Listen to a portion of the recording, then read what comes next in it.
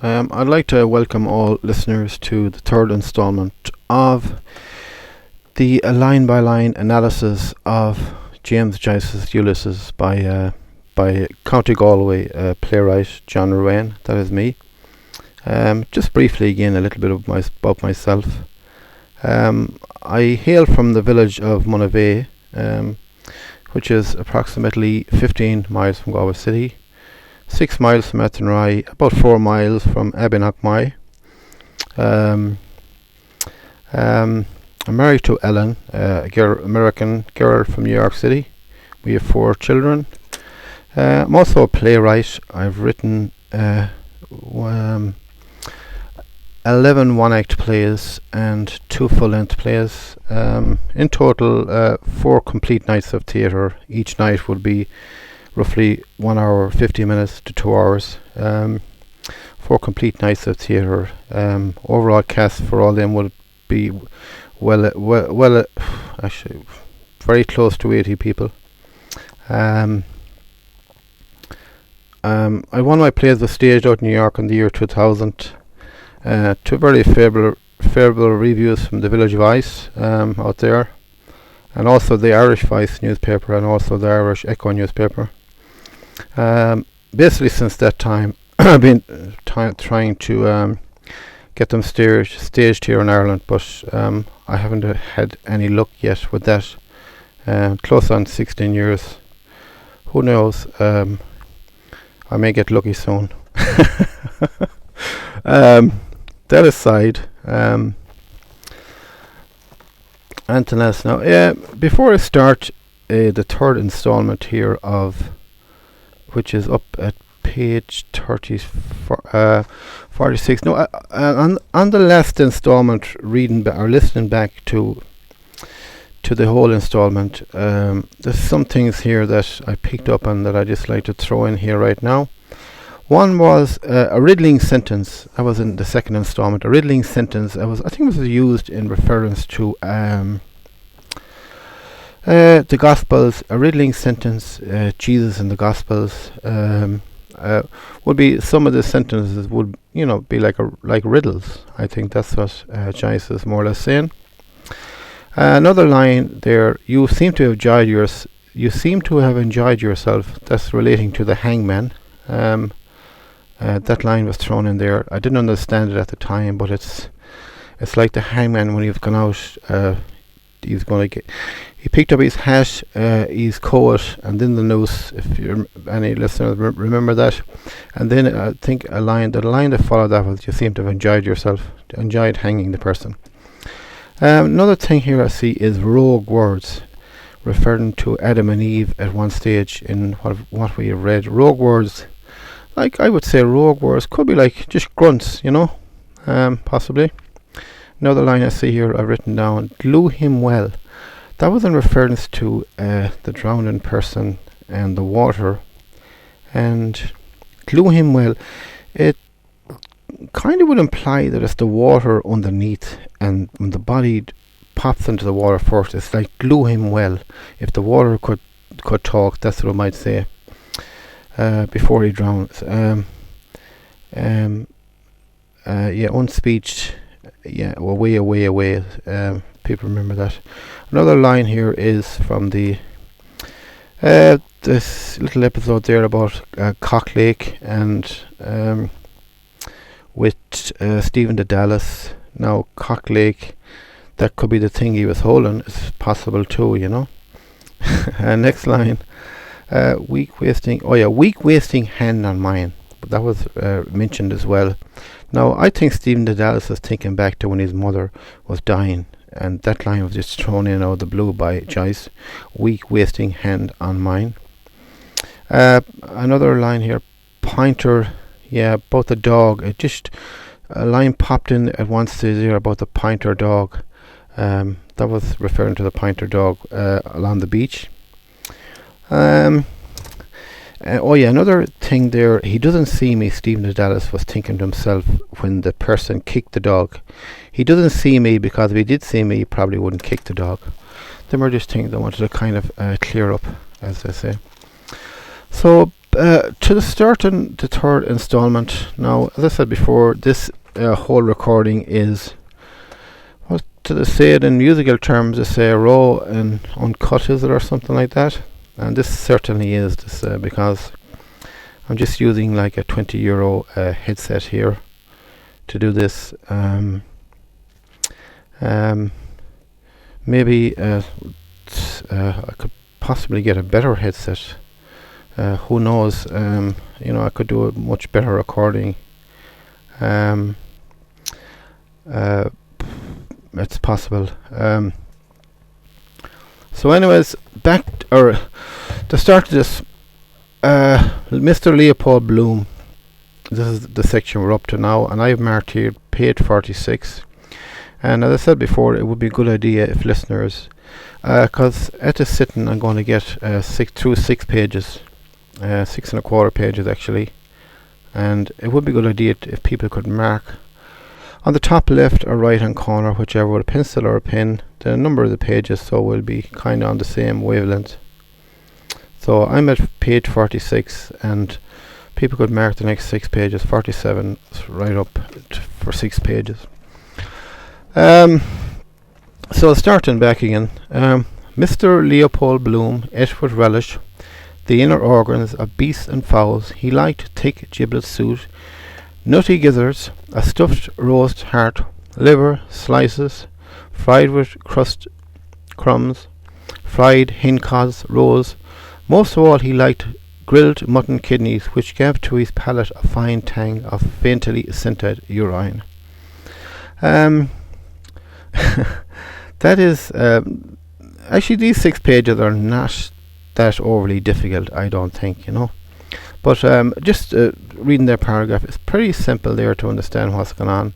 But you see what Joyce has done in the last line. In this whole first 4 or 5 lines, he's painted this picture of food and so on, and a beautiful picture. And then at the last line, he throws in a finely tang of faintly scented urine, just to give that to the reader, And no doubt Joyce was laughing to himself, I would say. So next line. Kidneys were in his mind as he moved about the kitchen softly, writing her breakfast things on the humpy tray. Gelid light and air were in the kitchen, but out of doors, gentle summer morning everywhere made him feel a bit peckish. The coals were reddening. Now, reading that again, kidneys were in his mind. Why were kidneys in his mind? Because of the previous line, faintly scented urine, and Joyce has deliberately put both of them together. Kidneys were in his mind. Kidneys. He's going to were in his mind as he moved about the kitchen softly, writing her things on the humpy tray. Now, who is her? It's obviously the famous Molly Bloom. Who hasn't heard of a Leopold Bloom and Molly Bloom? We're getting to know them now here in this. Writing her breakfast things on the humpy tray. Now Joyce has deliberately thrown in the word humpy, which is a sexual connotation to it there. Gelid light and air were in the kitchen, but out of doors, gentle summer morning everywhere made him feel a bit peckish. The coals were reddening. Great imagery from Joyce there. The coals getting hotter. He's gone cooking breakfast, I would say. Another slice of bread and butter, 3, 4, right. She didn't like her plate full, right. He turned from the tray, lifted the kettle off the hob, and set it sideways on the fire. It sat there, dull and squat, its spout stuck out. Cup of tea soon, good, mouth dry. The cat walked stiffly round a leg of the table with tail on high. Now that's pretty easy to understand there. Another slice of bread and butter, 3, 4, right. She didn't like her plate full. Now 3 or 4 slices of bread on the plate, and then Joyce said she didn't like her plate full. He's more or less saying she eats a lot, kind of. I think, that's the way he's referring to there. Right, he turned from the tray, lifted the kettle off the hob, and set it sideways on the fire. It sat there, dull and squat, its spout stuck out. Now, Joyce has deliberately used its spout stuck out, another kind of a sexual connotation there from Joyce. Totally deliberate, believe me. Cup of tea soon. Good. Mouth dry. The cat walked stiffly round a leg of the table with tail on high. Great imagery there from Joyce. So the next line is MKG in how would you pronounce that? Meganak. What that is, that's the cat speaking, so to speak. That's the cat speaking. Meganat. And Joyce even has a little dash in front of the word to tell the readers that it's dialogue. It's dialogue from the cat. Next line. Oh, there you are, Mr. Bloom said, turning from the fire. The cat meowed in answer and stalked again stiffly round a leg of the table, meowing, just how she walks over my writing table. Purr, scratch my head, purr. So we have, now reading that back, we have the cat Meganau, whatever is that, however you pronounce that. Leopold Bloom says, oh, there you are, Mr. Bloom said, turning from the fire. You can clearly see him turning around the fire there. The cat meowed in answer and stalked again stiffly around a leg of the table, meowing. Just how she stalks over my writing table. Now this is what, right here, this is Leopold Bloom thinking to himself. This is just how she stalks over my writing table. And then he said, purr, scratch my head, purr. Now why do these, or think that? The reason being is because the cat is probably scratching her head. So he said, purr, scratch my head. So he'd more say, well, why don't you scratch my head too? That's what's going on there. Next line. Mr. Bloom watched curiously, kindly the little black form, clean to see, the gloss of her sleek hide, the white button under the butt of her tail, the green flashing eyes. He bent down to her, his hands on his knees. Milk for the pussons, he said. Meganat, the cat cried. Back over that again. Mr. Bloom watched curiously, kindly the little black form. Great imagery from Joyce there. Clean to see, the glass of her sleek shine, the white button under the butt of her tail, the green flashing eyes. He bent down to her, his hands on his knees. Milk for the pussons, he said. So he's talking to the cat. Cat answers. Meganat, the cat cried. Next line. They call them stupid. They understand what we say better than we understand them. She understands all she wants. Vindictive too. Wonder what I look like to her. Height of a tower. No, she can jump me. So right here now we have Leopold Bloom just thinking to himself. He's thinking all this in his mind, and he's thinking they call them stupid, meaning they call cats stupid. And then he's thinking they understand what we say to them. They understand what we say better than we understand them. Still thinking, she understands all she wants to. Vindictive too, meaning the cat is vindictive. And then he thinks, wonder what I look like to her. Height of a tower. No, she can jump me, meaning she probably couldn't jump a tower. Next line. This dialogue. Afraid of the chickens she is, he said mockingly. Afraid of the chucks. I never saw such a stupid pussons as the pussons. Afraid of the chickens she is. Afraid of the chucks, which is a pet name for chickens, kind of. I never saw such a stupid pussons as the pussons. Next line. Cruel, her nature. Curious mice never squeal, seem to like it. Meganat, the cat, said loudly. She blinked up out of her avid, shame-clothing eyes, meowing plaintively and long, showing him her milk-white teeth. He watched the dark eye slits narrowing with greed till her eyes were green stones. Then he went to the dresser, took the jug Hanlon's milkman had just filled for him, poured warm bubbled milk on a saucer, and set it slowly on the floor. Great writing there, great imagery all around. She blinked up out of her avid, shame-clothing eyes. Now, why does Joyce call it shame-clothing eyes? So just visualize a cat the way they close their eyes slowly. It's like if they're feeling kind of ashamed, shame-clothing eyes. That's what he means there. Meowing plaintively and long, showing him her milk-white teeth. Very visual that. He watched the dark eye slits narrowing with greed till her eyes were green stones. Then he went to the dresser, took the jug Hannah's milkman had just filled for him, poured warm bubbled milk on a saucer and set it slowly on the floor. Fantastic writing there. Next line. Grrr, she cried, running to a lap. This is the cat now said that. Next line. He watched the bristles shining warily in the weak light as she tipped 3 times and licked lightly. Wonder is it true if you clip them they can't mouse after? Why? They shine in the dark. Perhaps the tips are kind of feelers in the dark. Perhaps. Just reading that again. He watched the bristles shining warily in the weak light as she tipped 3 times and licked lightly. So she's dipping down her mouth and she's licking the milk, and the whiskers and so on. And then Leopold Bloom starts thinking here. Wonder is it true if you clip them they can't mouse after? Wonder is it true if you clip a cat's whiskers they can't mouse after, meaning they can't mouse after, meaning they won't catch any mice after, which I think most people that know anything about cats will probably have heard that. And then you think, why is that? They shine in the dark, perhaps, meaning the whiskers.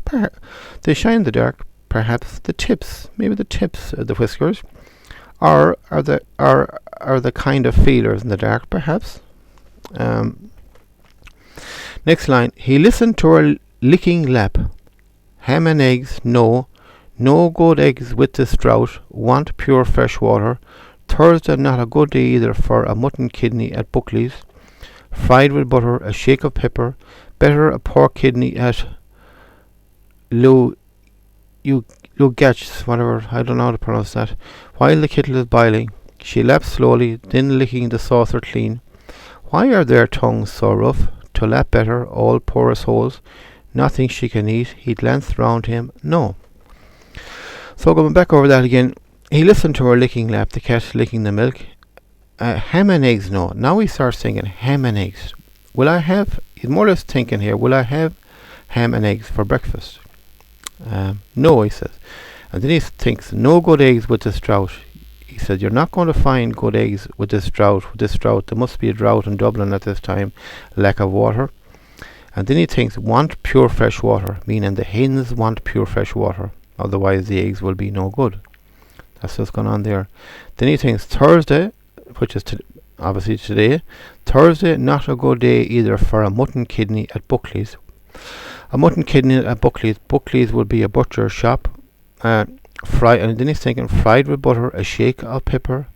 Better, and then he thinks better a pork kidney at Lugatch's or whatever that word is. Better a pork kidney at another butcher shop, I would say. And then he thinks, while the kettle is boiling in the fire, I'll go and get it. She lapped slowly, then licking the saucer clean. The cat.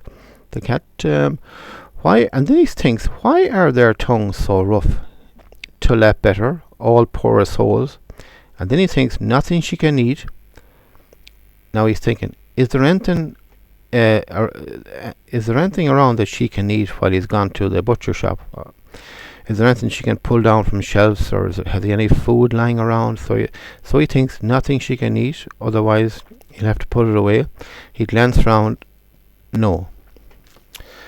Next line. On quietly creaky boots he went up the staircase to the hall, paused by the bedroom door. She might like something tasty. Thin bread and butter she likes in the morning, still perhaps once in a way. So reading that again. On quietly creaky boots he went up the staircase to the hall, paused by the bedroom door. She might like something tasty, which is obviously his wife, which is Molly Bloom. And why do they say she might like something tasty? Okay, he's going to the butcher shop, and she might like something tasty. He's obviously, it's a sexual reference there. Joyce has put in, she might like something tasty. Thin bread and butter she likes in the morning. Thin bread and butter, perhaps once in a way. So that's along the same lines of what I was saying. Next line. He said softly in the bare hall, I am going round the corner. Be back in a minute. And when he had heard his voice say it, he added, "You don't want anything for breakfast?" A sleepy, soft grunt answered, "Mm." That's easy enough to understand there. So he said softly in the beer hall, So he's calling into his wife, Molly Bloom, who's asleep. "I am going round the corner. Be back in a minute." And when he had heard his voice say it, he added, "You don't want anything for breakfast?"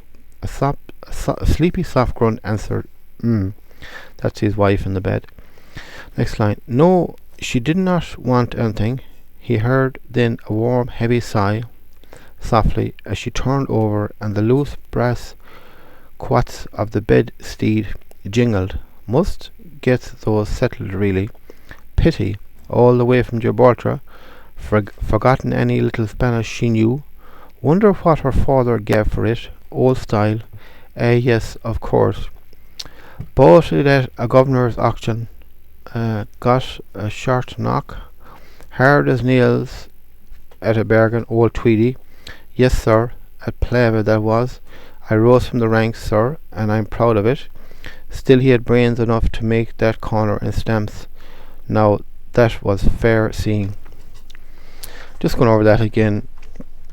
No, she did not want anything. Then he heard then a warm, heavy sigh, softer, as she turned over, and the loose brass quoits of the bedstead jingled. Now, what them are probably is just like take a bedspread, and at the bottom they're probably little, visualize little balls with little strings, and the jingle, I would say.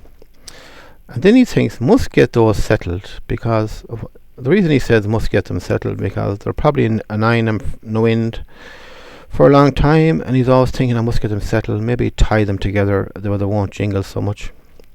Pity. And then he thinks, all the way from Gibraltar. That's where this bedspread came from Gibraltar. And then he thinks, forgotten any little Spanish she knew. And now he's obviously, I'd say, thinking about Molly Bloom, his wife, who probably was able to speak a little bit of Spanish. Forgotten any little Spanish she knew. Wonder what her father gave for it. So obviously they got this bedspread as a present from their father, old style, meaning the father. Yes, of course. And then he thinks he bought it at a governor's auction for a short knock. Molly Bloom's father bought this bedspread at a governor's auction, for a knockdown price. And then he thinks about the father, hard as nails at a bargain, Old Tweedy. He calls him Old Tweedy. Yes, sir. And then, yes, sir. Now he's taking him off like he's imitating him. Yes, sir. At Plava that was. I rose from the ranks, sir, and I'm proud of it. And now, this Old Tweedy must be in the army or something along them lines. I rose from the ranks, sir, and I'm proud of it. Still he had brains enough to make that corner in stamps. Now that was fair seeing. So Leopold Bloom is thinking right here, this Molly Bloom's father, Tweedy, made some investment of a shop or something along them lines, and it seems to be paying off. Something like that. Next line. His hand took his hat from the peg over his initial heavy overcoat and his lost property office second-hand waterproof. I just want to, before I turn the page there, I come at the end of that page, I'm just going to go over them two lines now. His hand took his hat from the peg, like where the hat is hung up on pegs, over his initialed heavy overcoat. Now, so his heavy overcoat is initialed with his name on it, and his lost property office second-hand waterproof. So he's another like an outer coat or something, and it was bought at a lost property office, and that would be the reason that he had his heavy overcoat initialed, the way he's not going to lose it. You see the preciseness of Joyce's writing there. Next line. Stems, sticky back. Pictures. Dare say lots of officers are in the swim too. Course they do. The sweated legend in the crown of his hat told him mutely. Plasto's high grade ha. He peeped quickly inside the leather headband. white slip of paper, quite safe. So now what has gone on there really is stems sticky back. So I would say he's looking inside his hat, and inside I'd say this hat there's like a band where you can stick things, or you could put pieces of paper and so on and so forth for safekeeping. Like you can slip them in behind this band, I would say. So there's probably a few stems in there, and he says stems. He's looking inside his hat. Stems, sticky back, pictures, sticky back pictures. Not great writing from Joyce there. Calling stems sticky back pictures. And now there must be pictures on these stems of officers, because he says, or thinks actually, dare say lots of officers are in the swim too. So that has sparked this thought. Dare say lots of officers are in the swim too, or on the take, I would say, or a bit corrupt. I would take money as bribes, I would say. He's thinking, and then he says, "Yeah, of course they do. Of course they do. Of course they take money." The sweated legend in the crown of his hat told him mutely. The sweated legend. Now, this, if I was to guess, Plazo's high-grade ha. Okay, he peered quickly inside the leather headband, white slip of paper, quite safe. So the sweated legend in the crown of his hat told him mutely. Now, this is the brand. This is the manufacturers of this hat, Plazo's high grade, and there's a little sticker inside the hat. The sweated legend in the crown of his hat told him mutely, Plazo's high grade ha, and that's what he's reading there. He peered quickly inside the leather headband. Yeah, we're right. White slip of paper. So he also has a white slip of paper stuck there, quite safe. It's okay, he said. That's what's going on there, really. Next line. On the doorstep, he felt in his hip pocket for the latchkey. Not there. In the trousers I left off. Must get it. Potato I have. Creaky wardrobe. No use disturbing her. She turned over sleepily that time. He pulled the hall door to after him very quietly. More, till the foot leaf dropped gently over the threshold. A limp lid. Locked shut. All right till I come back anyhow. Just going over that again. So he's at the doorway and he's about to leave. On the doorstep, he felt in his hip pocket for the latchkey. Not there. He can't find it. In the trousers I left off. So he thinks the key is in the trousers I was wearing yesterday, basically. And then he thinks, must get it. I must get it. And then potato I have. Now, so the potato is stuck in his pocket. I don't know why the potato in his pocket, but potato I have. So he's feeling his pockets and he feels his potato in his pocket. I would say that's what's going on there. So creaky wardrobe, and then he's thinking the pants where the key is in the wardrobe, which is creaky. And he thinks creaky wardrobe, no use disturbing her. So he's thinking, if I go looking for this key now, there's going to be creaking in the wardrobe and I'm going to disturb her. No use disturbing her.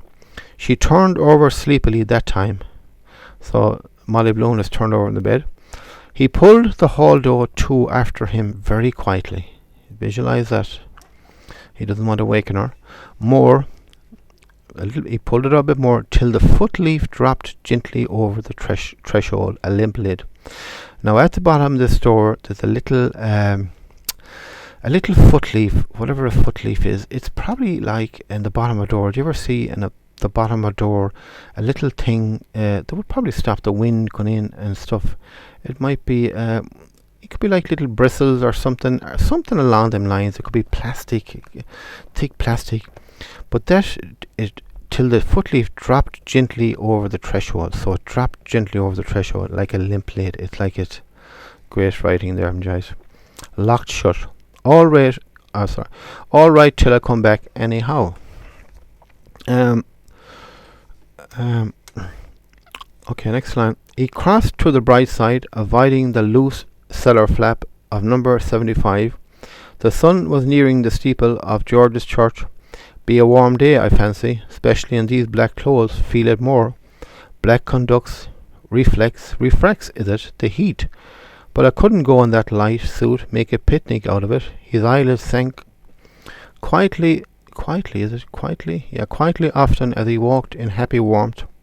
Boland's bread van, delivering with trays our daily, but she prefers yesterday's loaves, turnovers, crisp crowns, hot.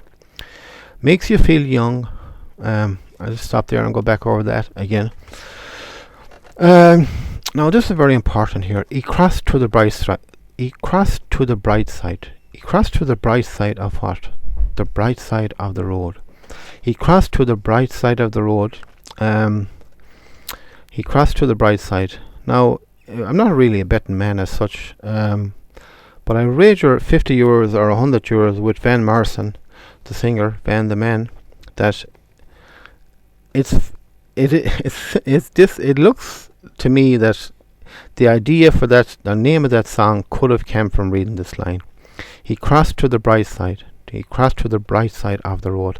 And as I said before here in these recordings, that there've been loads and loads of songs that have got their first line or their idea from Ulysses, and this it's hitting me as clear as day here. He crossed to the bright side of the road, which is a famous song by Van Morrison, Bright Side of the Road. And it is possible now that Van got the idea for that song from that line. Not sure about that. Who knows?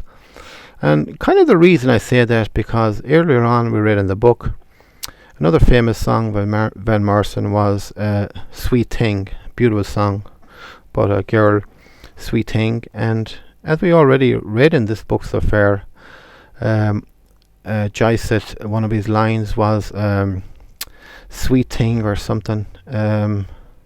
She's a sweet thing. The person that was in the river or in the water when Buck Mulligan was by the ocean, the person that was clutching onto the rock, he said something about a sweet thing. And it's possible Van Morrison could have got the idea of that song too. I don't know, I'm just putting that out there, that's all. Okay, cross to the bright side, avoiding the loose cellar flap of number 78. So number 78, house number 75 has got a loose cellar flap. The sun was nearing the steeple of George's Church. Be a warm day, I fancy. This is Leopold Bloom now thinking. He's starting to think now here in his mind. These are his thoughts. Be a warm day, I fancy. And now he's still thinking, especially in these black clothes, feel it more. Black conducts, refracts is it, the heat. But now he's thinking this, so he's wearing a black suit or something. But I couldn't go in that light suit.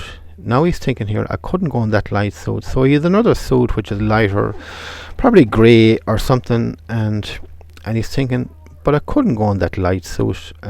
Make a picnic out of it. He's more or less saying, or thinking, I'm not going to make a picnic out of this. I'm just going to the butcher shop for a kidney or whatever. I'm not going to make a big deal out of this. His eyelids sank quietly often as he walked in happy warmth. That's great writing, Joyce there. Just visualize the warmth in his eyes are kind of closing, you know. Boland's bread van, delivering with trays our daily bread, but she prefers yesterday's loaves, turnovers, crisp crowns hot. Now, I think what Joyce is kind of implying here is Molly Bloom's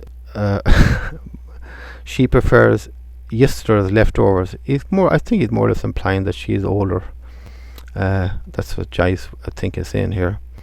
Boland's bread van, delivering with trays our daily bread, but she prefers yesterday's loaves, turnovers, crisps, crowns hot. Makes you feel young. Now, the next this is a long paragraph. Now, somewhere in the east, early morning, set off at dawn, travel round in front of the sun, steal a day's march on him, keep it up forever, never grow a day older technically. Walk along a strand, strange land, come to a city gate, sentry there, old rank or two, old Tweedy's big moustaches, leaning on a long kind of spear, wander through owned streets, turban faces going by, dark caves of carpet shops, big men, Tucker the Terrible, seated cross-legged, smoking a Kyle pipe, cries of sellers in the streets, drink water scented with fennel, sherbet, wander along all day, might meet a robber or two, well meet him, getting on to sundown, the shadows of the mosques along the pillars, priest with a scroll rolled up, a shiver of the trees signal the evening wind. I pass on, fading gold sky, a mother watches from her doorway, she calls her children home in their dark language, high wall, beyond strings, twanged, night sky moon, violet, colour of Molly's new garters, strings. Listen, a girl playing one of these instruments. What do you call them? Dulcimers. I pass. That's just great writing there from Joyce. That's just brilliant writing, I think. And here's the reason it is, because I'm going to explain exactly what's going on here. Now, Leopold Bloom has started thinking now. These are all his thoughts in his mind. Let's start it here again. Makes you feel young. Now he starts thinking about somewhere in the east, in the world, in the east. He's thinking all these thoughts. Somewhere in the east, early morning. In early morning, if you set off at dawn, you could travel around in front of the sun. You could steal a day's march on him, the sun, or it could be God. He could be referring to. If you keep it up, if you kept it up forever, you'd never grow. You'd never grow a day older, technically, because you'd be, which is. And then he's thinking, walk along a strand. If you walked along a strand, in a strange land, you could come to a city gate. There would be a sentry there, an old ranker, like old Tweedy's big moustaches, leaning on a long kind of spear. And then if you wandered through owned streets, you'd meet turban faces going by, in Turkey probably. Dark caves of carpet shops, big men, Tucker the Terrible, yeah. They would be seated cross-legged, smoking a Kyle pipe. Cries of sellers in the street. This is what would happen. You could drink water scented with fennel, sherbet. If you wandered along all day, might meet a robber or two. Yeah, well, meet him. Not sure about that. And then getting on to sundown, the shadows of the mosques along the pillars. There would be a priest with a scroll rolled up. A shiver of the trees, great line from Joyce. A shiver of the trees would signal the evening wind. I pass on, a fading gold sky, evening coming. A mother watches from her doorway. She calls her children home in their dark language.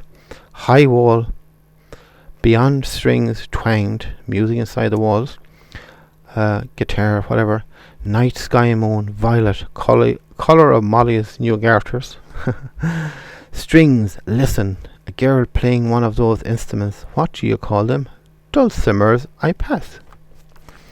Now, them are all his thoughts there. He was just thinking all that. Just great. It's great the way Joyce put that. Next line. Probably not a bit like it really. Then he's thinking, oh no, let me read the next paragraph fully through. Probably not a bit like it really. Kind of stuff you read in the track of the sun. Sunburst on the title page. He smiled, pleasing himself.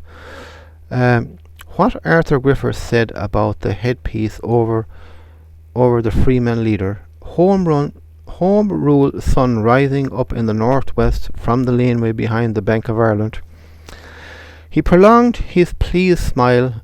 Ikey touched that. Home rule sun rising up in the northwest. Now he's thinking, what he was just thinking there, he's thinking, probably not a bit like it really. It's probably not like that at all.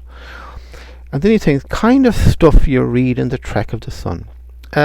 Which is probably a newspaper. It's that stuff you read in a newspaper, kind of. He's saying, sunburst on the title page. Now, if there was a newspaper there, there'd be a sunburst because the sun would have been on it all day on the title page. He smiled, pleasing himself. So Leopold Bloom has smiled here, pleasing himself. Think about that. That's great writing. And then he's thinking what Arthur Griffith said about the headpiece over the Freeman leader. Now Arthur Griffith was a very popular figure in Irish history. I learned in school a lot about Arthur Griffith, but I forgot it all. He was a major figure in Irish history anyway, and he would have been advocating like home rule in Ireland and so on. What Arthur Griffiths said about the headpiece over the Freeman Leader, which is the newspaper, I would say. And so Arthur Griffiths said, "Home rule sun rising up in the northwest from a laneway behind the Bank of Ireland." Joyce was thrown in from a laneway behind the Bank of Ireland. Now, he prolonged his pleased smile, so he stays smiling. I kind of know what Joyce is thinking there now. Ike touched that home rule sun rising up in the northwest. Next line. He approached Larry O'Rourke's from the cellar grating, floated up the flabby gush of porter. Through the open doorway the bear squirted out whiffs of ginger, tea dust, biscuit mush. Good house, however, just the end of the city traffic. For instance, Macaulay's is it? Macaulay's down there in G as position. Of course, if you ran a tram line along the North Circular from the Kettle Market to the Quays, value will go up like a shot. So, going back over that again, he approached Larry O'Rourke's, which is a pub. It's a pub. Yeah, it's a pub. That's what it is. He approached Larry O'Rourke's from the cellar grating, floated up the flabby gush of porter, which is like Guinness and so on. Through the open doorway, the bear squirted out whiffs of ginger, tea dust, biscuit mush.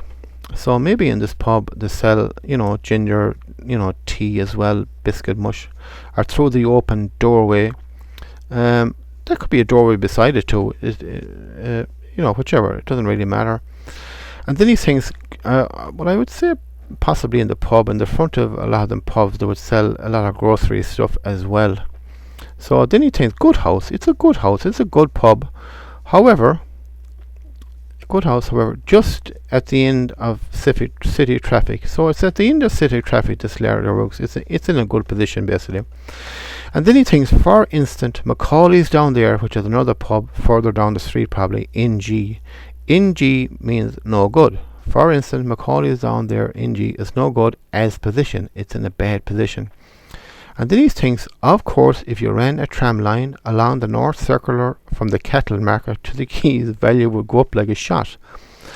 Of course, if you ran a tram line along the North Circular from the Kettle Market, which all the farmers are, and so on, to the Quays, value more the same that they'd be drinking like crazy, or whatever. That's what Joyce is saying. Of course, you ran a tram line along the North Circular from the Kettle Market to the Quays, value would go up like a shot because it'd be full of people drinking. That's what he's going on there.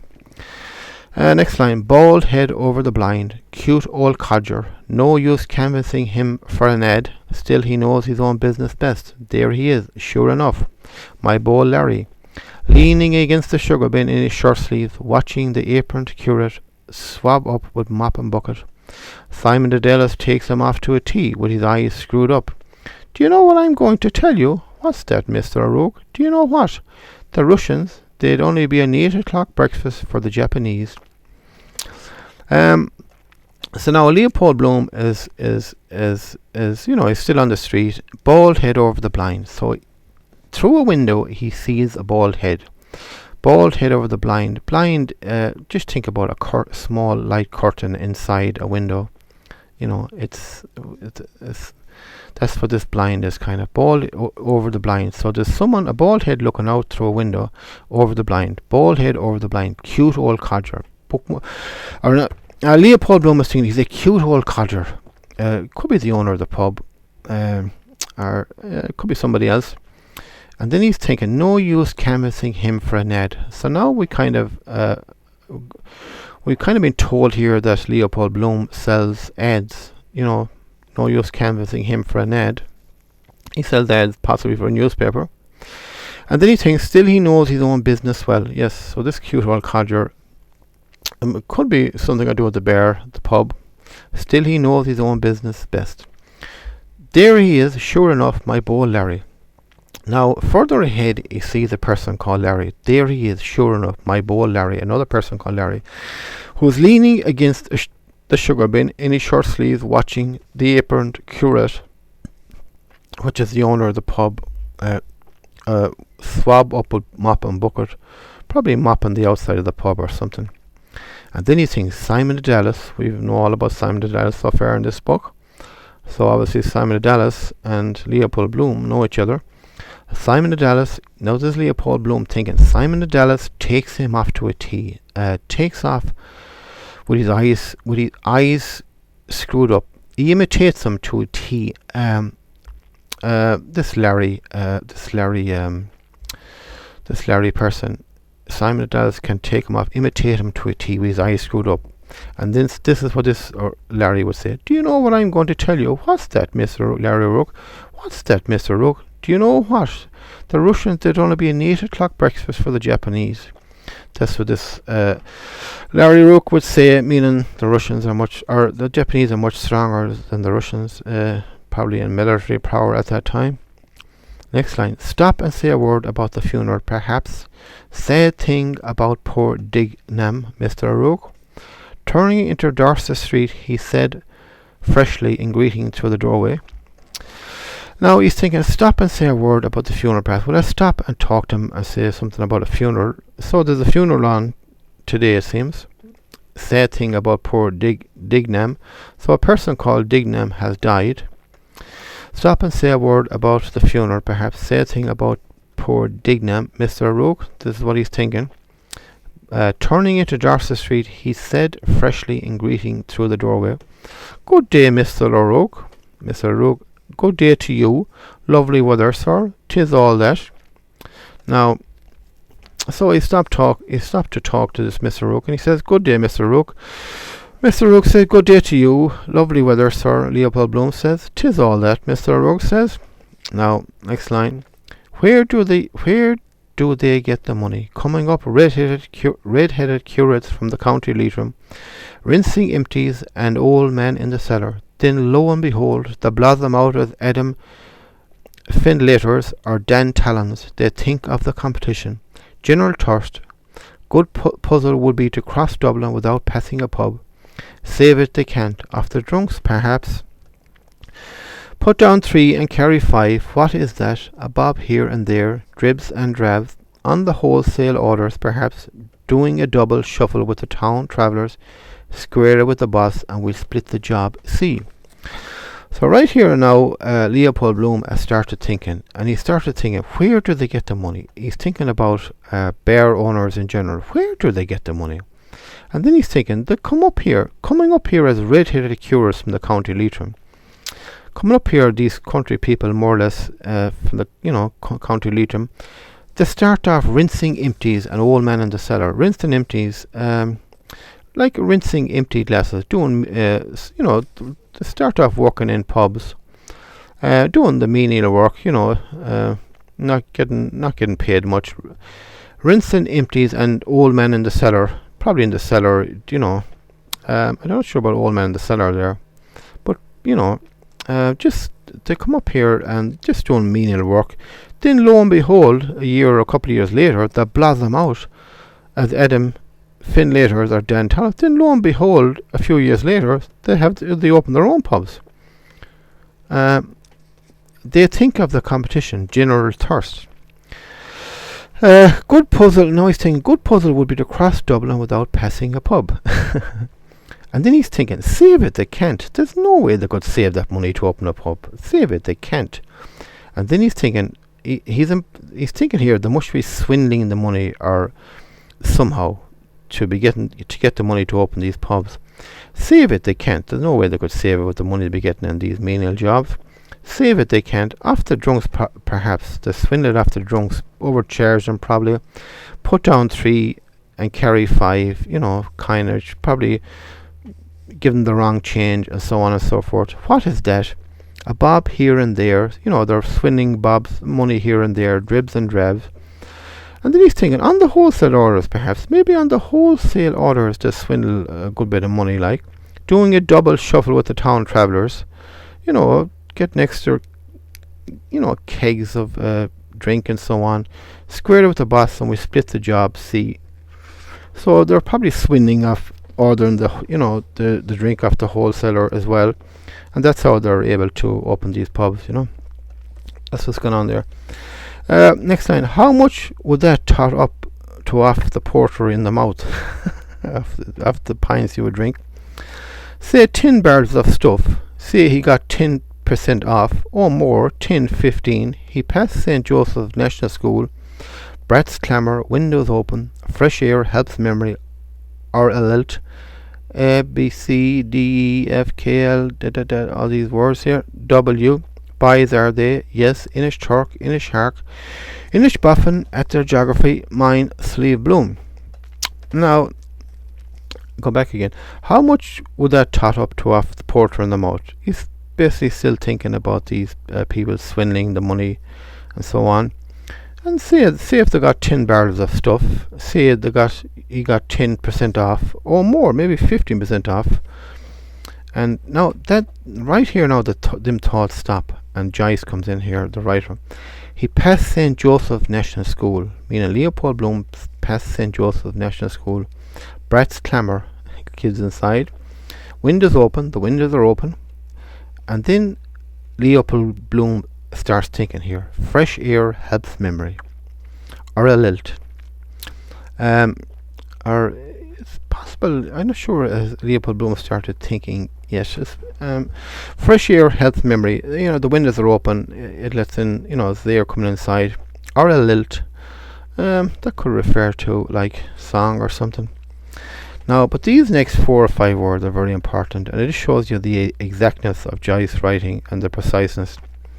So these are, the first word here is A, H. It seems like they're just misspelled words, but what they are is A, B, C, D, E, F, G, K, L, M, O, P, Q, R, S, T, U, V, W. So what to do is buys are there. So what's going on here is Leopold Bloom is hearing the kids inside the classroom reciting the alphabet. A, B, C, D, E, F, and it's all in these 5 or 6 words here. A, B, C, and so on, W. That's what's going on there. It's great writing, Joyce. And then Leopold Bloom thinks, boys are they? They sound like boys, he's thinking. It could be it could be a mixed school, boys and girls, but in that particular room at that time, it's boys' voices he hears. And then he thinks, yes, Inish Turk, Inish Hark, Inish Buffin, at their geography, mine, sleeve bloom. Now he hears the boys inside saying, Inish Turk, Inish Hark, Inish Buffin, which are 3 islands in Ireland. I'm not exactly sure where they are, but there are 3 islands in Ireland. And then at their geography, not geography. This is the way it's spelled. At their geography. So, yes, the islands and all that, that's geography. At their geography. Mine. Then Leopold Bloom is thinking, mine. My name, Sleeve Bloom. His name is Leopold Bloom. Now in Ireland is a famous mountain range called the Sleeve Bloom Mountains. So he's thinking, in geography, my name, Sleeve Bloom. His surname is Bloom. That's what he's thinking there. Next line. He halted before Lugaka's window. I can't pronounce that word. He halted before Lugaka's window, or Luigi's window, staring at the hanks of sausages, polonaise, black and white, 50 multiplied by. The figures whitened in his mind, unsolved, displeased, he let them fade. The shiny links, packed with force meat, fed his gaze as he breathed in tranquility the lukewarm breath of cooked, spicy pig's blood. So now he has stopped here at the butcher shop, or as they say in Ireland here, they don't say butcher shop really a lot. They say butcher stall, well, whatever. He stopped at the butcher shop or stall. So Leopold Bloom is at the window outside. He halted before Luigi's window, staring at the hanks of sausages hung up inside. Polonaise, black and white. Now Polonaise, they are like a black and white. I think they call them pudding. They call them puddings here in Ireland. these are all the things he sees hung up inside, and then he thinks, full 50 multiplied by, the figures whitened in his mind, unsolved, displeased, he let them fade. Now, in his mind, he's thinking about the money he has, and he's thinking about what can he buy with the money he has. So he's visualizing in his mind 50 multiplied by, the figures whitened in his mind, he let them fade out of his mind. The figures whitened in his mind, unsolved, he let them fade, he stopped thinking about them. Displeased, he let them fade. That's great writing from Joyce there, of course. So he was figuring all this in his mind, and then he said, I'm not going to even bother, so he let them fade. The shiny links packed with force meat fed his gaze as he breathed in tranquilly the lukewarm breath of cooked spicy pig's blood. Joyce again giving us that imagery. Now these puddings, as they're called, they're people are not, or they wouldn't be familiar with them. They would be, I think, the main ingredient actually is pig's blood, and with kind of chopped up meat mixed in with it, I think, and they're put into like a tubular kind of a skin thing, and they're called black and white puddings, and there's another name there, Polonese. I don't know much about that, but that's the general idea of that there. And cooked spicy pig's blood. So going to the next line. A kidney oozed blood outs on the willow pattern dish the last. He stood by the next door girl at the counter, wonder would she buy it too, calling the items from a slip in her hand. Chapped washing soda and 1.5 pounds of Dinnie's sausages. His eyes rested on her vigorous hips. Woods, his name is. Wonder what he does. Wife is oldish. New blood. No followers allowed. Strong pair of arms. Whacking a carpet on the clothesline. She does whack it, by George, the way her crooked skirt swings at every whack. So, reading that again, a kidney oozed blood. So there's a kidney.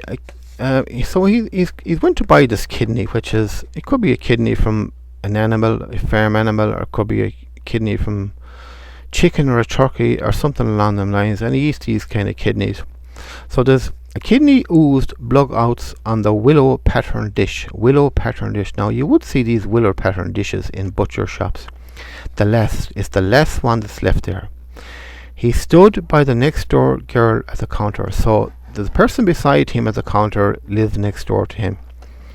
And then Leopold Bloom is thinking, would she buy it? Is she going to buy the last kidney that's left? Calling the items from a slip in her hand. Now she has a slip of paper in her hand, and she's calling out the items she wants. Now he's thinking, chapped washing soda. Now Leopold Bloom is looking at her hands, and her hands are all chapped, and he's thinking, from washing soda, from washing clothes probably. And now this lady says this out, and 1.5 pounds of Dinnie sausages. So she's calling out from the slip in her hand, and 1.5 pounds of Dinnie sausages. Now Leopold Bloom, or this Joyce, has come back in here again. His eyes rested on her vigorous hips. He's looking at the beauty of this lady. His eyes rested on her vigorous hips, and then Leopold Bloom is thinking, Woods, his name is, which I would say is this girl's father.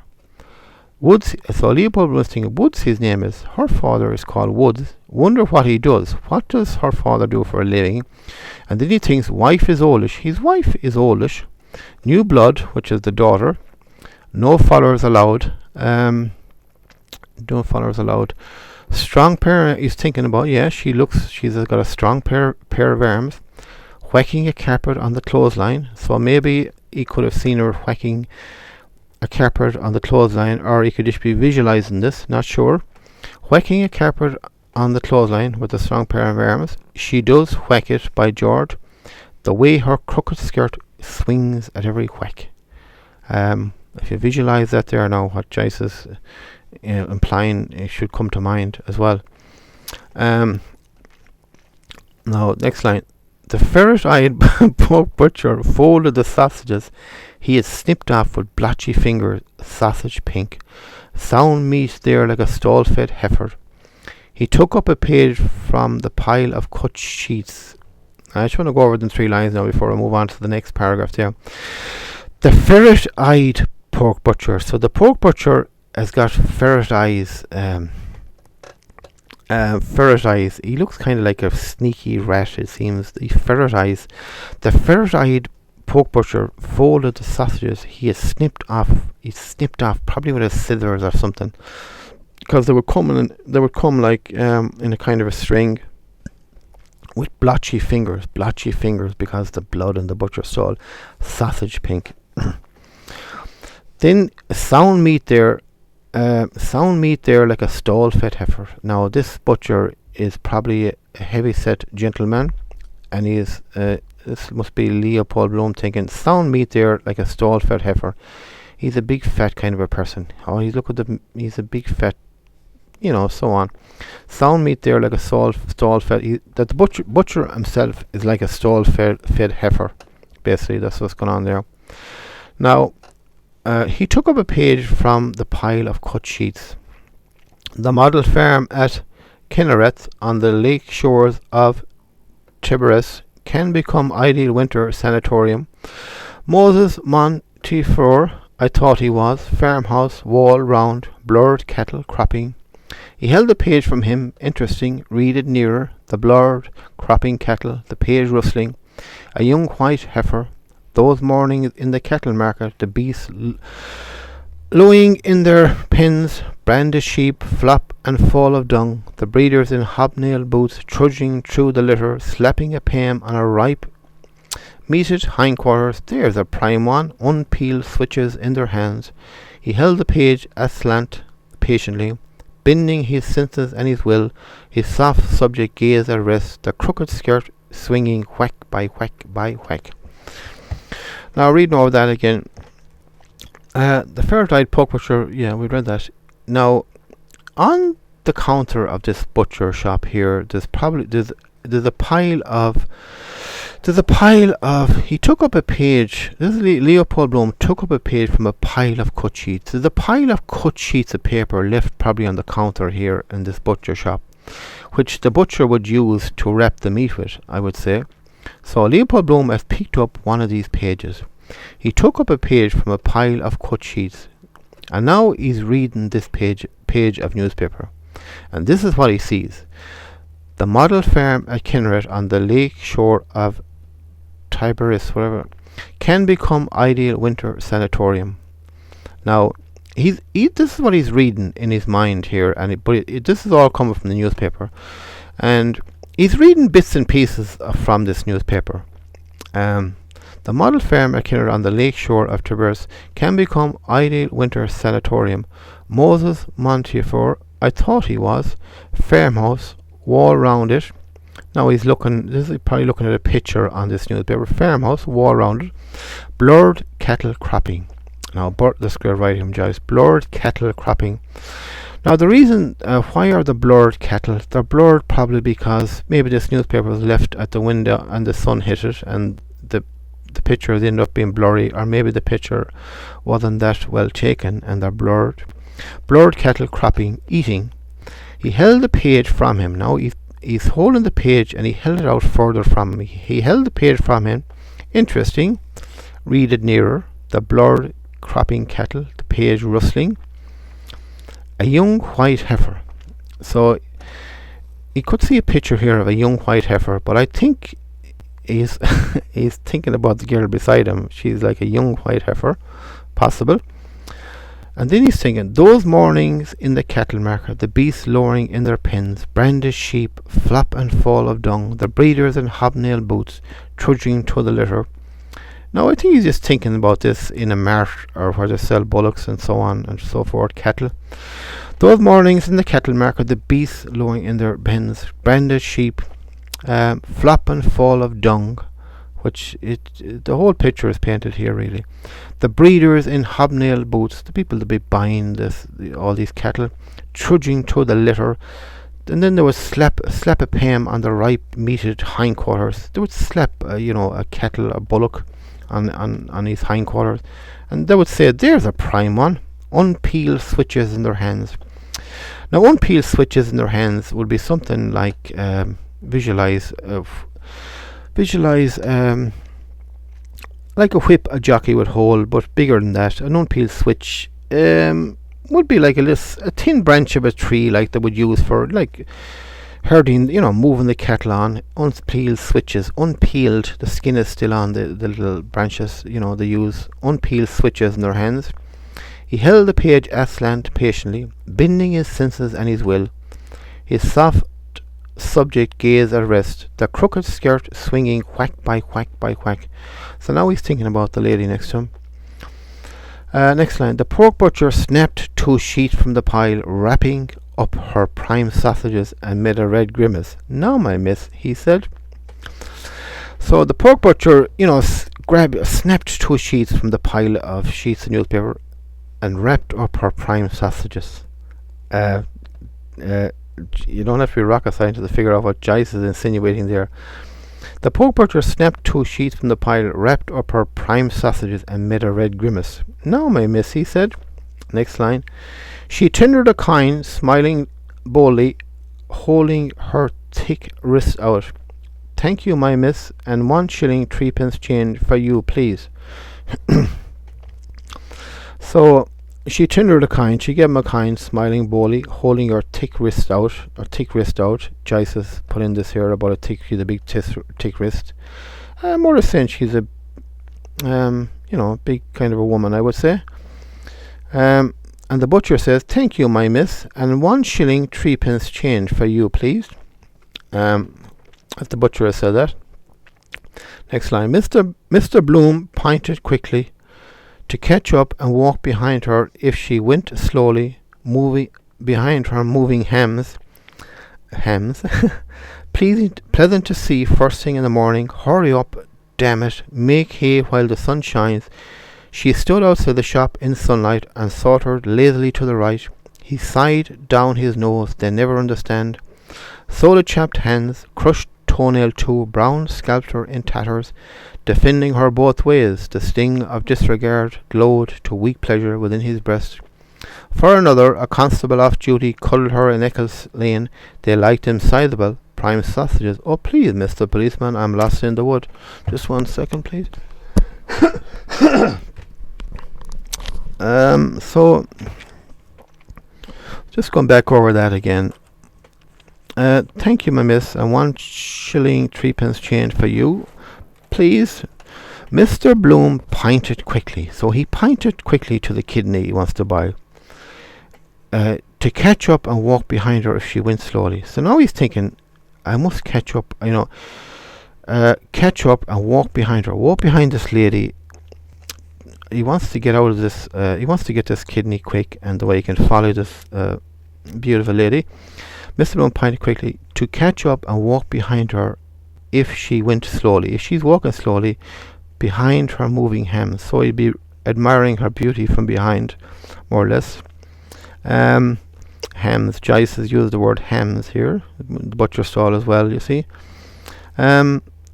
So he wants to get out of this butcher stall as quick as possible so he can, follow this beautiful lady. And then he thinks, pleasant to see first thing in the morning.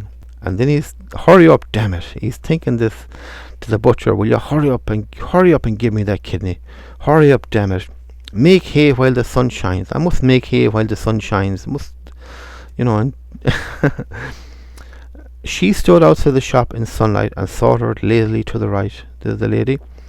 He sighed down his nose. He's getting impatient. They never understand. He's more or less saying the butcher, he doesn't understand. So the chapped hands. Now he's thinking about this lady here again. So the chapped hands. Her hands are so chapped from washing clothes probably. And then he thinks crushed toenails too. She also has crushed toenails. Brown scapular in tatters, defending her both ways. Now a brown scapular is a piece of cloth that Roman Catholics wear. Visualize like like a necklace or a chain with a hole in the middle.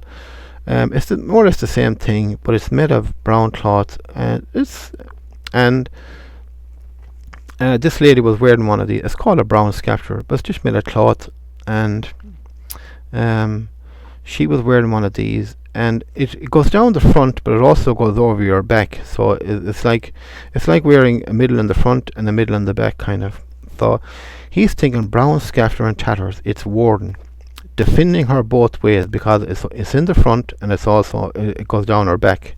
This brown cloth scapular, which is very important in the Catholic religion, and very significant too. Defending her both ways, that's what he means by that. The sting of disregard glowed to weak pleasure within his breast. The sting of disregard. He's probably been impatient there. He can't wait to get out of this butcher shop. Follower. Then he thinks, for another. This lady, she's for another person. A constable off duty cuddled. Now, he must have seen in the past a constable, which is a policeman, cuddled her in Eccles Street. They liked him sizable. Prime sausage. Oh, please, Mr. Policeman, I'm lost in the wood. I leave that to the listeners to figure all that out now there. Next line, 3p, please. The butcher says this to Mr. Bloom. For the kidney. Next line, his hand accepted the moist, tendered land and slid it into a side pocket. I'll just go over that line. His hand, Leopold Bloom's hand, accepted the moist, tendered land. Why do they call it a moist, tendered land? It is a moist, tendered land, but Joyce is also insinuating something else. Next line. Then it fetched up 3 coins from his trouser pocket and laid them on the rubber prickles. They were read quickly and quickly slid disc by disc into the till. So his hand, let me read that again. His hand accepted the moist, tendered land and slid it into a side pocket. Then his hand fetched up 3 coins from his trousers pocket and laid them on the rubber prickles. Now, if you're in a butcher shop, yes, there is like rubber prickles, on the counters and so on, and you would leave the coins on that, and that's what's been, and they had them back in them time too, obviously, and laid them on the rubber prickles. The coins lay there, were read quickly, meaning the butcher picked them up, were read quickly, meaning he counted them, and quickly slid disc by disc the coins into the till, which is the register. Great writing from Joyce there. Next line, thank you, sir, another time. I think that's Leopold Bloom saying that. It's a dialogue, I know. Next line, a speck of eager fire from foxy eyes thanked him. He withdrew his gaze after an instant. No, better not, another time. A speck of eager fire from foxy eyes thanks him, which is the butcher, foxy eyes. I think Joyce implying this butcher is like he's a sly-looking individual. A speck of eager fire from fox eyes thanked him. He withdrew his gaze after an instant. No, better not, another time. Now this is Leopold Bloom thinking here. No, better not. No, I better not engage in conversation with him because he wants to get out there quickly. No, better not, another time. I'll talk to him some other time.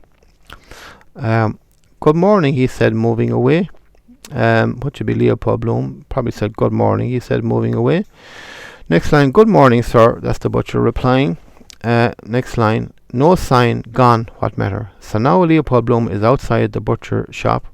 No sign, there's no sign of this lady. She's gone, what matter? He's saying, so what? Next line, he walked back along Dorset Street, reading gravely, Agent that Netain Planters Company to purchase vast sandy tracts from Turkish government and plant with eucalyptus trees excellent for shade, fuel and construction, orange groves and immense melon fields north of Java. You pay 8 marks and then plant a dunam of land for you with olives, oranges, almonds or citrons. Olives, cheaper. Oranges need artificial irrigation. Every day you get a sending of the crop. Your name entered for life as owner in the book of the Union. Can pay 10 down and the balance in yearly installments. Blue Trutassa 34 Berlin W15. So just going over that again. He walked back along Dorset Street, reading gravely. Now he's reading the paper. He still has the newspaper thing in his hand, the sheet of newspaper. And this is what he's reading. he reads something about this agent at Nathan's Planters Company. And he's reading this. To purchase vast sandy tracts from Turkish government and plant with like an advertisement, I would say, and plant with eucalyptus trees, excellent for shade, fuel and construction. Fuel and construction. Orange groves and immense melon fields north of Java. You pay 8 marks and they plant a dunam of land for you with olives, oranges, almonds or citrons. Olives cheaper, oranges need artificial irrigation. Every year you get a sinding of the crop, so every year they send you a sinding of the crop. Your name will be entered for life as owner in the Book of the Union, can pay 10 down and the balance in yearly installments. And this Splata 34 Berlin W15. So he's reading some kind of an advertisement there in the newspaper. That's all that's going on there. Next line. Nothing doing. Still an idea behind it. He said, it's not for me, I think. And then he said, yeah, it was not a bad idea. Still an idea behind it. Next line. He looked at the kettle, blurred in silver heat. Silver powdered olive trees. Quite long days, pruning, ripening. Olives are packed in jars. I have a few left from Andrews. Molly spitting them out, knowing the taste of them now. Oranges in tissue paper packed in crates. Citrons too. Wonder is poor Citron still alive in St. Kevin's Parade. A Mass Tineski with the old cider. Pleasant evenings we had then. Molly in Citron's basket chair. Nice to hold. Cool waxen fruit. Hold it in the hand. Lift it to the nostrils and smell the perfume like that. Heavy, sweet, wild perfume. Always the same, year after year. They fetched high prices too, Meisel told me.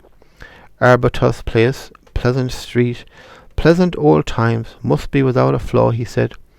Coming all that way, Spain, Gibraltar, Mediterranean, the Levant, crates lined up on the quayside at Java, chap taking them off in a book, navvies handling them in soiled dungarees. Let's stop there and go back over reading over that again. So basically, I think he's still reading this newspaper. He may have turned it over and reading the other side. He looked at the kettle, blurred in silver heat. So the sun probably hit this newspaper at some stage and it's blurred the whole page. So he's looking at the newspaper. He looked at the kettle, blurred in silver heat. And then he's just reading this newspaper and he sees, these are things he sees and he's also thinking at the same time. Silver powdered olive trees. Now he must see an olive tree and he starts thinking, quite long days, pruning, ripening. Olives are packed in jars here. I have a few left over from Andrews, so he must have got a few of these olives in Andrews, and he had a few left over in the house. Molly spitting them out. He's thinking about his wife, Molly Bloom, spits them out. Knows the taste of them now. And he's thinking about oranges in tissue paper packed in crates. That's the way they would be packed. Citrons too are packed like that. Wonder is poor Citron still alive in St. Kevin's Parade. Now this happens a lot in Ulysses, and actually happens a lot more as the book progresses, where one thought sparks another thought, and this is a good example here knows the taste of them now. Oranges in tissue paper packed in crates. Citrons too. Now he's thinking citrons too, and then he thinks about a person called Citron. Wonder is poor Citron still alive in St. Kevin's Parade. So there's some parade, like a musical parade I would say, where there was a person called Citron. So this thinking about the fruits, citron fruits, has sparked the memory of a person called Citron who used to be in this St. Kevin's Parade. And then he thinks about another person, and Mass Tenaski with the old cider, which is probably, I'd say, a musical instrument. And then he's thinking again to the past. Pleasant evenings we had then. Back in the past, Molly in Citron's basket chair, his wife, used to sit in Citron's basket chair. Nice to hold. Now he's thinking about oranges and fruits. They're nice to hold. Coal, wax and fruit. Hold in the hand. Yeah, lift it to the nostrils. You can smell the perfume. Like that. Heavy, sweet, wild perfume. Yes, wild perfume, yeah. We're writing Joyce, of course. Always the same. Yeah, they always smell the same year after year. And then he thinks they fetched high prices to Mistletoe, Arbutus Place. Pleasant street, pleasant old times, must be without a flaw. He's thinking about oranges and fruits in general. They must be without a flaw. He said, coming all that way, they come all the way from Spain, Gibraltar, the Mediterranean, the Levant, crates lined up. Now he's visualizing, crates lined up on the quayside at Java. There would be a chap ticking them off in a book, navvies handing them in sile dungarees. That's what's going on there.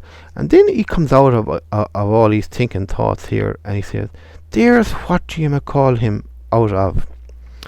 Now, all this word is all joined together here, but it's actually 3 words. It's actually 4. It's what. What do you call him? What do you call him? It's 5 words all joined together, and it's a common enough expression here in Ireland. You'd say, oh, there's what you may call him, or there's who you may call him. That's what Joyce has done here. So Leopold Bloom spots someone in the street, probably across the street, that he knows. There's what you may call him out of. How do you do? He's more or less thinking. Doesn't see. Leopold Bloom is thinking, oh, he doesn't see me. Chap, just a slow bit of a bore. So he's thinking he's a bit of a bore, this person. And then he thinks his back is like that Norwegian captain's. So this person he sees has got a back like that Norwegian captain's. Wonder if I'll meet him today. A watering cart to provoke the rain on earth as it is in heaven.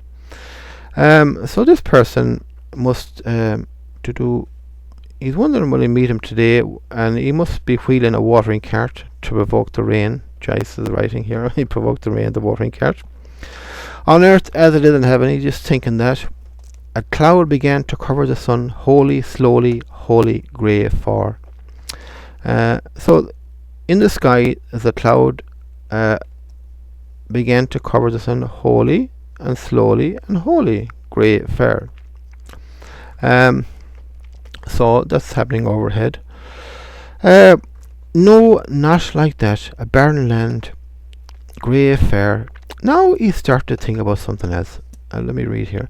No, not like that. A barren land, bare waste, volcanic lake, the Dead Sea, no fish, weedless, sunk deep in the earth. No wind would lift those waves. Grey metal, poisonous, foggy waters, brimstone they called it, raining down the cities of the plain, Sodom, Gomorrah, Edom, all dead names, a dead sea in a dead land. Grey and old now, it bore the oldest, the first race, a bent hag, crossed from Cassidy's, clutching a nagging bottle by the neck. The oldest people wandered far away over all the earth, captivity to captivity, multiplying, dying, being born everywhere. It lay there now it could bear no more, dead, an old woman's, the grey sunken cunt of the world. Desolation. I told you Joyce was a humorous writer. Reading over that again. So now Leopold Bloom here has started thinking about something else, and he started thinking about the Dead Sea. To provoke the rain on earth as it is in heaven. A cloud began to cover the sun, holy, slowly, holy, grey fair. Now, no, not like that. Or he could be just looking in at this newspaper, and he sees a picture of the Dead Sea or something about the Dead Sea that gets him, starts him thinking about the Dead Sea. No, not like that. A barren land. It's like, I didn't think about the Dead Sea. A barren land, bare waste, volcanic lake. The Dead Sea, the Dead Sea. Yeah, no fish. There's no fish in it. It's weedless. It's sunk deep in the earth. No wind would lift those waves in this Dead Sea. It's like grey metal, poisonous, foggy waters. Must be in the Dead Sea. There must be poisonous, foggy waters. And brimstone they call it. So maybe in the past they called it like brimstone. Raining down the cities of the plain, Sodom, Gomorrah, raining down. Edom. These are two cities that Sodom and Gomorrah. I don't know about Edom, what God destroyed with fire. I know that from the Bible. All dead names. A dead sea a dead sea in a dead land, grey and old now. It bore the oldest, the first race. A bint hag crossed from Cassidy's, clutching a neg and bottle by the neck. Now a bint hag, that's an old woman. Now he's come out of his thoughts here again, and he sees an old lady, a bint hag, crossed from Cassidy's, which is a pub, clutching a neg and bottle by the neck. Clutching a bottle of whiskey by the neck. A bint hag crossed from Cassidy's, clutching a neg and bottle by the neck. So this old lady was crossing the street, from coming from Cassidy's pub and holding a bottle of whiskey in her hand, basically. The oldest people, now he's thinking back here, the oldest people wandered fair over all the earth. The oldest people wandered fair over all the earth. The oldest people, the oldest captivity to captivity, multiplying, dying, being born everywhere. It lay there now, the Dead Sea. Now it could bear no more, dead, an old woman's, the greatest sunken cunt of the world. Now he's referring to the Dead Sea being like that, desolation. That's what that is all about there now. But I'm going to leave this now because it's up to 1 hour 26 minutes, and this is around the time I like to stop. So we got through 6 pages there and a bit, as they say, 6.25 pages. And I'm going to leave this until the next section of this in the third installment. And adios, as they say.